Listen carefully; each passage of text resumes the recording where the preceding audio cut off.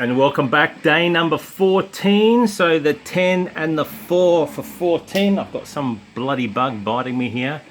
So today's topic is pretty simple. Again, we're not changing anything as far as this plan that we've been drafting. We're simply starting to bring in more of the things that help us get along the way. And yesterday we talked about stacking the small wins.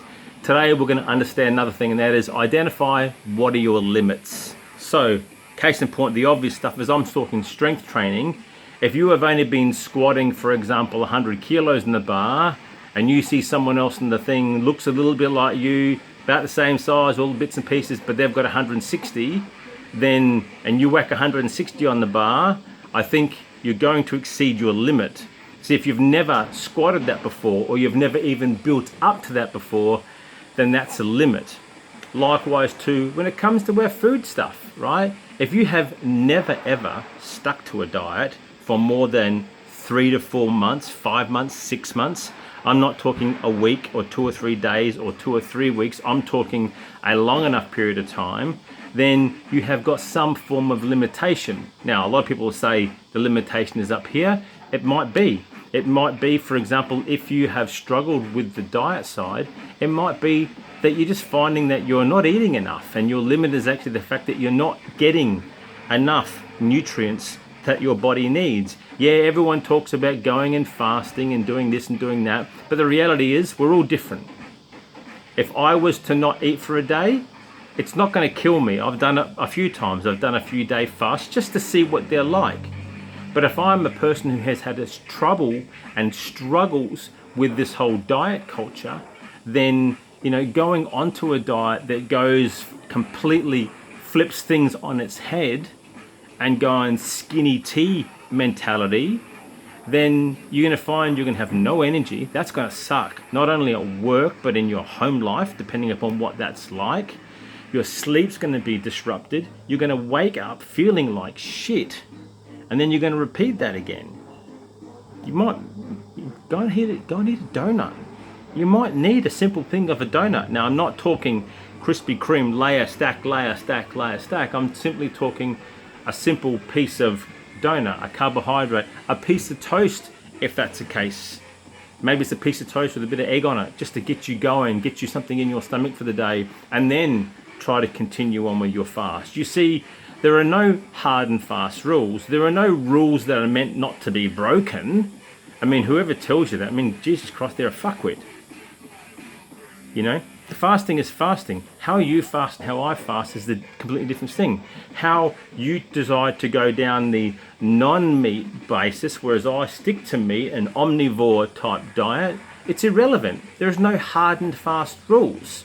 The gurus, the wannabe influencers out there will tell you that this is the only way. Bollocks. There was even a doctor this morning. Get this, a doctor, a GP, like stay in your lane, princess. A GP saying that diet and exercise doesn't work. She's not exactly a skinny. She's not exactly the picture of looking health, lean, mean, fighting machine, none of that. So doc, like, stay in your lane. All right, and saying that just gravitates to the people who are already having trouble and giving them another reason why not to try. So understand what your limits are. For some of us, the limit is physical. We've not done this before. Like the couch to 5K, getting up and suddenly going, I'll go and run 5K today, or get your first day of 20,000, 25,000 steps. You're paying for it for the next 4 or 5 days. If you've never built up to it, don't think that you can just go out and do it the next day without there being a consequence. If you've never fasted, for Christ's sake, if you've never drunk before, for those of us who are old enough, you've never drunk before, and you go to a party and someone goes, here you go, and back in the day it was the old brand of vino or the goon bag, the silver pillow, and you scull it thinking, oh, that's fruity. And then you wake up the following day and you feel like absolute crap. It's like someone's run a pineapple through your inside and smacked it around the inside of your head. It's a good way to identify your limit, your tolerance to, how you absorb, how your body metabolizes, to put sciencey speak in, the alcohol. We all understand what those limits are because it's easy, because you become a piss take. But for some of us, the limit is a little bit not so obvious. Like I said, maybe there's a strength limitation. Maybe it's an endurance limitation. You've never run 5K before. Needless to say, you've never walked 5K before. So start somewhere with a 10-minute. You've maybe never gone down the path of going, well, I'm seeing everyone do this carnivore stuff. I'm seeing this stuff, and Joe Rogan's just come off and he's saying he felt pretty good. Yeah, the guy's done it every year for the past couple of years. But it doesn't necessarily mean it's for you. It doesn't necessarily mean it's not for you either.